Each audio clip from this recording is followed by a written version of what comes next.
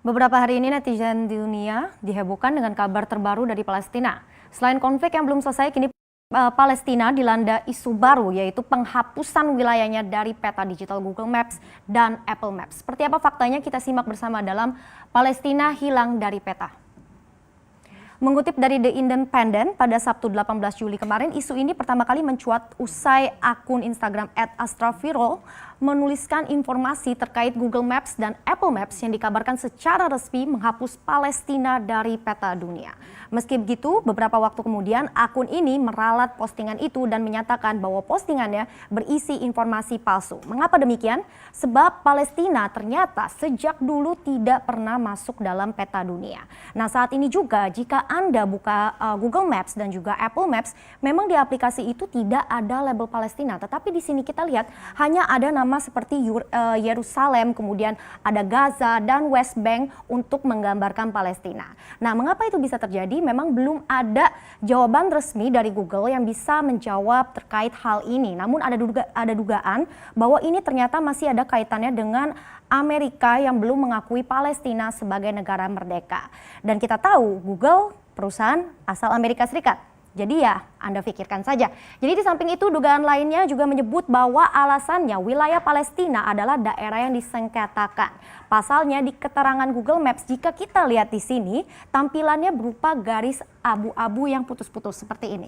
Dan di garis itu adalah tempat-tempat yang terlibat konflik ataupun yang tidak disetujui batasnya. Nah, sebenarnya tidak ada alasan valid mengapa Palestina ini tidak diakui sebagai negara. Karena lebih dari 135 negara anggota PBB telah mengakui Palestina sebagai negara merdeka.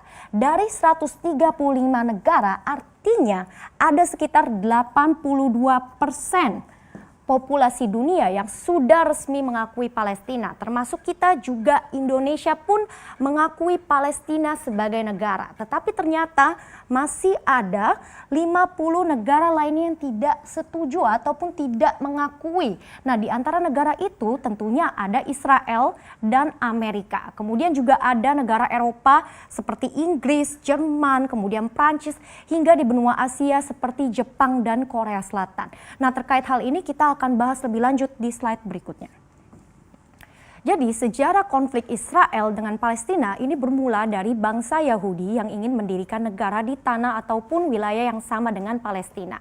Dan ini pun yang diperebutkan keduanya adalah wilayah geografis yang terletak di antara Laut Mediterania dan Sungai Yordan. Nah, menarik ya, di peta, jika Anda cek di peta Google Maps ataupun Apple Maps, wilayah itu telah diberi label Israel. Nah, dari semula awalnya konflik ini gara-gara wilayah, kini konflik itu pun sudah merembet ke berbagai masalah lain. Seperti banyak yang mempertanyakan sebenarnya ujung-ujungnya ini di mana sih akhirnya perbatasan Israel dan Palestina, dan mengapa banyak negara-negara lain ini sepertinya kok ikut andil atas konflik kedua negara itu. Nah, faktor utamanya memang tidak lain karena Israel didukung oleh Amerika untuk tidak mengakui Palestina sebagai negara. Hubungan erat antara Amerika dan Israel sudah berlangsung sejak lama, sehingga negara-negara barat pun ini juga sepertinya ikut-ikutan bergabung dengan Amerika untuk mendukung Israel. Hingga saat ini pencarian solusi terbaik untuk perdamaian ini masih terus dilakukan. Bangsa Palestina pun juga masih memperjuangkan negerinya agar bisa berdaulat dan diakui secara resmi di dunia. Karena faktanya masih ada mayoritas orang Palestina bermukim di wilayah utama itu, meskipun secara bersamaan ada juga populasi besar warga Israel yang juga menetap di sana. Ternyata masih ada negara lainnya juga yang ternyata senasib dengan Palestina. Jika Anda cari keberadaan mereka, Anda tidak dapat menemukannya di Google Maps ataupun Apple Maps. Kita akan lihat. Inilah negara-negara itu. Yang pertama di sini ada Sealand. Negara berdaulat terkecil di dunia ini berjarak 13 km dari garis pantai Inggris. Kita lihat dari gambar ini, negara kecil ini hanya terletak di atas tongkang tinggi tepat di antara wilayah Inggris dan Eropa. Nah, lucunya di sini adalah baik Inggris dan Eropa tidak pernah mengklaim, sehingga akhirnya pada tahun 1966 Roy Bates, mantan prajurit militer Inggris, mengklaim wilayah itu. Jadi ini cukup unik sekali. Negara terkecil hanya terletak di tongkang seperti ini. Nah, negara berikutnya ada Crimea yang terletak di pantai utara Laut Hitam dan menjadi satu-satunya perbatasan darat dengan Ukraina Utara. Crimea memiliki wilayah yang relatif luas, yaitu hanya 27.000 km persegi. Nah, Crimea juga berkali-kali berpindah aneksasi. Jadi pada tahun 1783, Crimea pernah dianeksasi ataupun dicaplok oleh Rusia menjadi republik sebagai bagian Uni Soviet. Sampai puluhan tahun lamanya, kemudian Crimea ini ternyata sempat beralih juga menjadi bagian dari Ukraina. Lalu pada akhirnya pada 2014, Crimea ini balik lagi dicaplok oleh Rusia. Memang cukup membingungkan kalau kita lihat di sini sejarah negara ini, namun terlepas hal itu, Crimea termasuk hotspot bagi wisatawan. Di tahun 2014 silam, Crimea masuk dalam daftar 20 tujuan teratas untuk berpergian di dunia versi National Geographic. Jadi sayang sekali ya. Oke, kita lihat selanjutnya daftar negara yang tidak dianggap ternyata tidak terhenti di slide tadi. Kita lihat ini masih ada lagi terletak di tengah-tengah Amerika Serikat. Ternyata ini ada juga Republik Lakota dengan populasi lebih dari 100.000 orang. Nah, sejarahnya Lakota ini sempat melakukan kesepakatan bersama dengan pemerintah Amerika sebagai perjanjian agar warganya bisa hidup di wilayah Black Hills. Tetapi selama lebih dari 1 abad, pemerintah Amerika seakan lupa dengan negara bagian kecil ini. Sampai-sampai pada tahun 98, Amerika pun menyatakan permintaan maaf.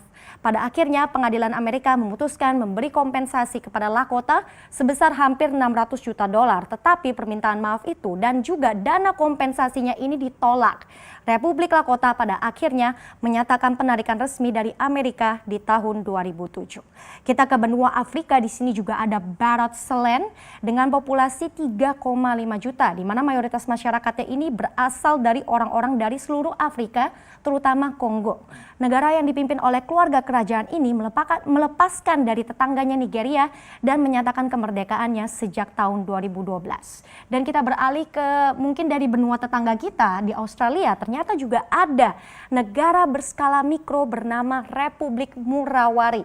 Nah, republik ini terletak di daerah kecil berbatasan dengan New South Wales dan juga Queensland. Di sini kita lihat.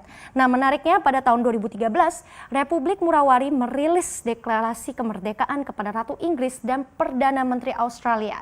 Jadi melalui surat mereka meminta Ratu Elizabeth II untuk membuktikan legitimasi atas tanah mereka. Mereka pun memberi waktu 30 hari bagi Sang Ratu dan PM Australia ini untuk merespon, tetapi ujung-ujungnya tidak direspon. Nah, sehingga akhirnya mereka langsung saja resmi mengklaim kemerdekaan. Tetapi sayangnya deklarasi kemerdekaan itu tidak diakui oleh pemerintah Australia.